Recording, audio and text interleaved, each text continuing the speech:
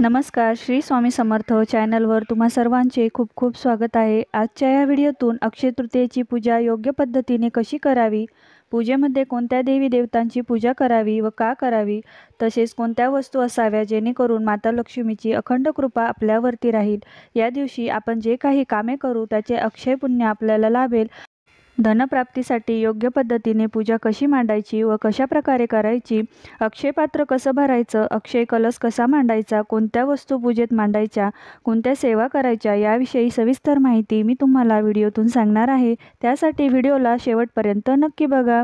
अक्षय तृतीयेच्या दिवशी ब्रह्ममुहूर्तावर उठून घराची साफसफाई करून घ्यायची आहे। देवघराची देखील साफसफाई करायची आहे। जिथे पूजा मांडायची आहे तिथे देखील स्वच्छता करून घ्यायची। त्यानंतर शुचिर्भूत होऊन सर्वात प्रथम आपल्या घराच्या उंबरठ्याचे पूजन करायचे आहे। उंबरठ्याला हळदीचे लेपन करून धूप दीप अर्पण करायचे आहे। उंबरठा पूजन तुम्ही सकाळीच करून घ्यायचे आहे। आता ज्या ठिकाणी पूजा मांडायची आहे ती जागा स्वच्छ करून तिथे छान रांगोळी काढून घ्यायची। त्यावर हळदी कुंकू व्हायचं, एक फूल वाहून घ्यायचं, थोड्या अक्षदा वाहून असे भूमिपूजन करून घ्यायचं। यानंतर यावर पाट किंवा चौरंग मांडायचा, त्यावर एक लाल वस्त्र अंथरायचं आहे। पूजा सुरू करत असताना सर्वात आधी आपण दीप प्रज्वलन करून घ्यायचे आहे। त्यासाठी 2 आंब्याची पाने ठेवलेली आहे, त्यावर थोड्या अक्षदा वाहून हळदी कुंकू व्हायचे आहे आणि त्यावर दिवा ठेवून प्रज्वलित करून घ्यायचा आहे। पुष्प अर्पण करून घ्यायचे आहे। सर्वात आधी कलश स्थापना करायची आहे। त्यासाठी एका तामणामध्ये तांदूळ घालून घ्यायचे, त्यावर एक स्वास्तिक घालून घ्यायचे, त्यावर आपल्याला पाण्याने भरलेला तांबा ठेवून घ्यायचा आहे, त्यावर एक स्वस्तिक काढून घ्यायचे आहे, गळ्याला लाल धागा गुंडाळायचा आहे। त्यानंतर त्या तांब्यात एक सुपारी, एक नाणे, हळदी कुंकू, थोड्याशा अक्षदा, एक फूल वाहून घ्यायचं आहे। यानंतर कलशावर 5 आंब्याची पाने ठेवून घ्यायची आहे। आंब्याची पाने तुम्ही विड्याची पाने घेतली तरी चालेल। यानंतर त्यावर एक नारळ ठेवून घ्यायचा आहे। नारळाला किंवा कळशाला हळदी कुंकू अर्पण करायचं। त्यानंतर कापसाची वस्त्रमाळ घालून घ्यायची आहे। अक्षदा अर्पण करून घ्यायचं आहे, फूल अर्पण करायचं आहे, अगरबत्ती ओवाळून घ्यायची। अशा प्रकारे अक्षय कलशाची स्थापना आपण करून घ्यायची आहे। आता यानंतर सर्वात आधी गणपती बाप्पांची स्थापना करायची आहे। त्यासाठी तामण घ्यायचं आहे, त्यात अक्षदाचे आसन ठेवायचे आहे, त्यावर गणपती बाप्पांची मूर्ती ठेवून घ्यायची। सर्वात प्रथम गणपती बाप्पांवर 5 पळ्या स्वच्छ पाण्याने अभिषेक करायचा। त्यानंतर 5 पळ्या पंचामृताने अभिषेक घालून घ्यायचा। त्यानंतर स्वच्छ पाण्याने आंघोळ घालून घ्यायची आहे। धूप दीप ओवाळून घ्यायची आहे। कळशाच्या समोर 4 ठिकाणी अशी जोडविड्यांची पाने ठेवलेली आहे, त्यावर आपल्याला एक एक मूर्ती विराजमान करायची आहे। सर्वात आधी गणपती बाप्पांचा मान असतो, त्यामुळे त्यांचा अभिषेक करून त्यांना विराजमान करून घेऊन एक जोड विड्यांच्या पानावर अक्षदांचे आसन ठेवून हळदी कुंकू वाहून त्यावर गणपती बाप्पांची मूर्ती ठेवून घ्यायची आहे।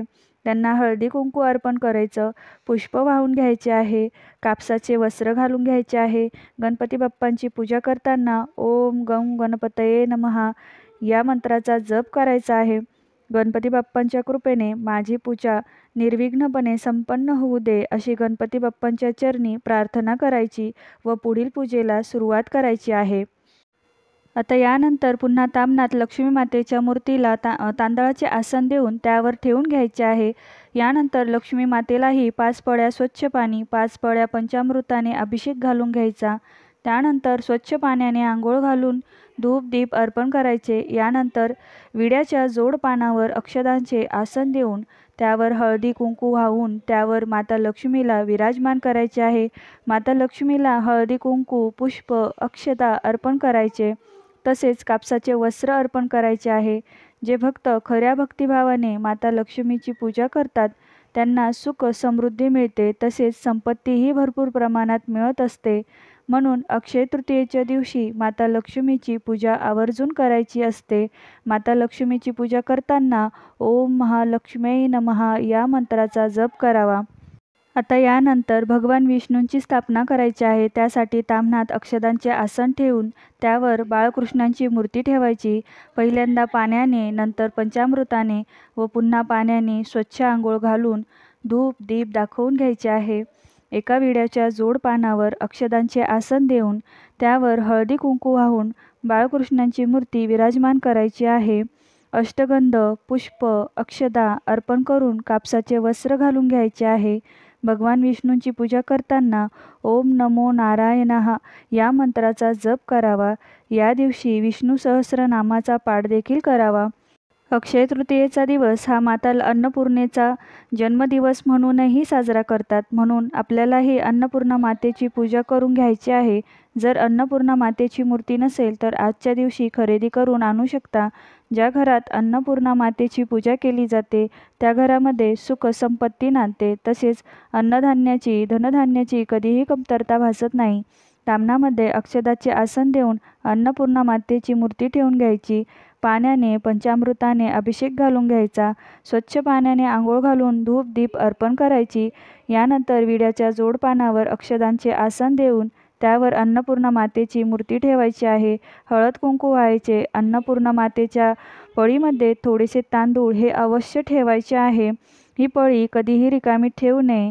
ही चूक आपल्याकडून बऱ्याच वेळा होत असते. ही चूक कधी करायची नाही. रोजच्या देवपूजेतही अन्नपूर्णा मातेच्या पळीत थोडेसे तांदूळ हे नेहमी ठेवायचे आहे. ती पळी कधीच रिकामी ठेवू नये. आता यानंतर आपल्याला भगवान कुबेरांची पूजा करायची आहे. त्यासाठी तामणात थोडे अक्षदांचे आसन देऊन कुबेर स्वरूप सुपारी त्यावर ठेवून घ्यायची. पाणी व पंचामृताने अभिषेक घालून घ्यायचा. धूप दीप अर्पण करायचे.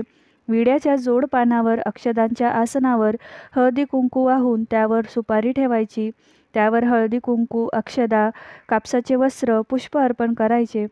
कुबेर हे देवांचे खजिनदार असल्यामुळे या दिवशी कुबेरांची पूजा केल्याने लक्ष्मी माता प्रसन्न होते.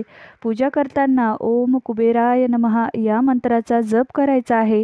अशी विधिवत पूजा केल्याने आपल्या घरातील धनसंपत्ती कधीही क्षय होत नाही, तर उलट ती अक्षय स्वरूपात आपल्या घरात राहते. आता पुन्हा तामणात अक्षदांचे आसन देऊन श्रीयंत्र त्यावर ठेवून घ्यायचे आहे. पंचामृताने अभिषेक घालून पाण्याने स्वच्छ धुवून घ्यायचे आहे. धूप दीप दाखवून घ्यायचे. एका छोट्या डिशमध्ये तांदळाचे आसन देऊन त्यावर श्रीयंत्र ठेवायचे आहे. जर श्रीयंत्र नसेल तर या दिवशी तुम्ही आवर्जून खरेदी करा. श्रीयंत्रावर कुंकुमार्चन आपल्याला करायचे आहे. 16 वेळा श्रीसूक्ताचा पाठ करून कुंकुमार्चन करू शकता. अत्यंत प्रभावी अशी ही सेवा आहे. ज्या घरात श्रीयंत्र असते अशा घरात श्री लक्ष्मी मातेचा अखंड वास राहतो. श्रीयंत्र कधीही मोकळे ठेवायचे नाही. त्यामुळे श्रीयंत्राच्या भोवती 108 कमळगट्ट्यांची माळ ठेवायची आहे. श्रीयंत्राला कमळ हे व्हायचे असते, परंतु रोज आपल्याला कमळ उपलब्ध होत नाही. त्यामुळे आपण अशा प्रकारे कमळगट्ट्याची माळ श्रीयंत्राभोवती ठेवायची असते. यानंतर लक्ष्मी मातेची सगळ्यात आवडती वस्तू ती म्हणजे पिवळ्या कवड्या. यांचीही पूजा आपण अक्षय तृतीयेच्या दिवशी आवर्जून करायची आहे. आपल्याकडे जर कवड्या नसतील तर या दिवशी 5, 7, 11 या संख्येत तुम्ही कवड्या खरेदी करू शकताय. सोन्यापेक्षाही जास्त मौल्यवान अशा या कवड्या आहे. याशिवाय गोमती चक्र देखील खरेदी करून आणू शकता. या कवड्यांना अभिषेक घालून धूप दीप अर्पण करायचे आहे. अभिषेक झाल्यानंतर या कवड्या तांदळामध्ये स्थापन करायच्या आहे. त्यावर हळदी कुंकू व्हायचे आहे. पुष्प अर्पण करायचे. कवड्या ह्या देवी लक्ष्मीच्या अत्यंत प्रिय आहे. त्यामुळे घरात कवड्यांची पूजा नक्की करायची आहे. 5 पांडवांना अनमोल मार्गदर्शन करण्याचं काम हे भगवान श्रीकृष्णांनी केले.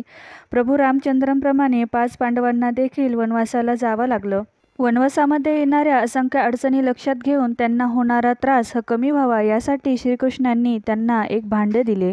त्या भांड्याला अक्षयपात्र म्हणून ओळखलं जातं.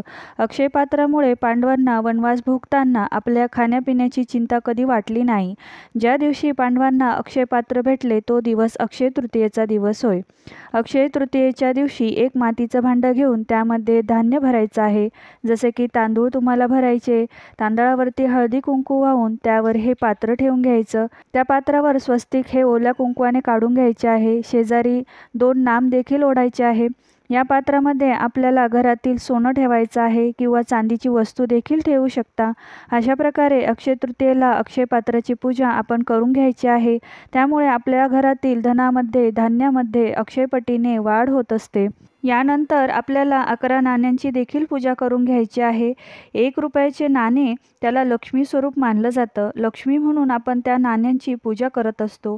आपल्याकडे कितीही नोटा असल्या तरी लक्ष्मीला नाणेच प्रिय असतात. त्यामुळे या दिवशी 11 नाण्यांची पूजा आवर्जून करायची आहे.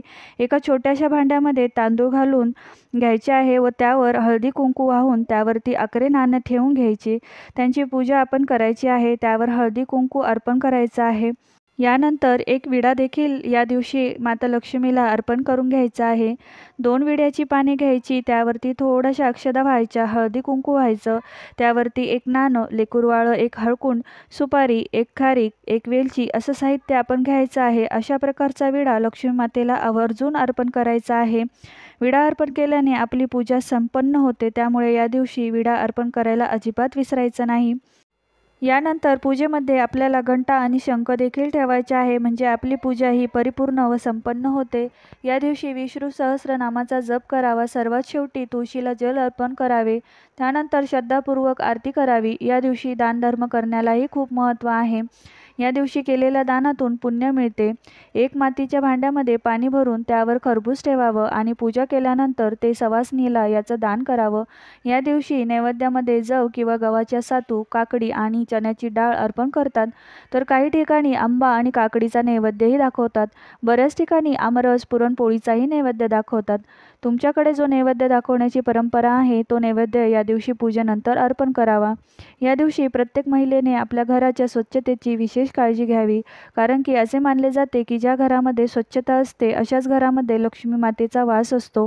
अक्षय तृतीयेच्या दिवशी घरातील वातावरण प्रसन्न ठेवावे. कुठल्याही प्रकारचे भांडण होऊ द्यायचे नाही. ज्या घरात अशांतता असते त्या घरात माता लक्ष्मी राहत नाही. त्यामुळे घरात शांतता व घरातील सदस्यांमध्ये प्रेमभाव असावा.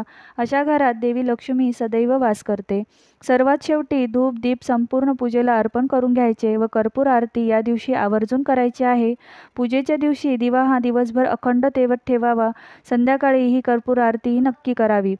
घरात कापराच्या धुराने घरातील नकारात्मकताही दूर होत असते. तुम्हाला हा व्हिडिओ कसा वाटला ते कमेंटद्वारे नक्की सांगा. हा व्हिडिओ लाईक करून जास्तीत जास्त शेअर करा. तसेच असेच माहितीपूर्ण व्हिडिओसाठी चॅनलला सबस्क्राईब नक्की करा. धन्यवाद.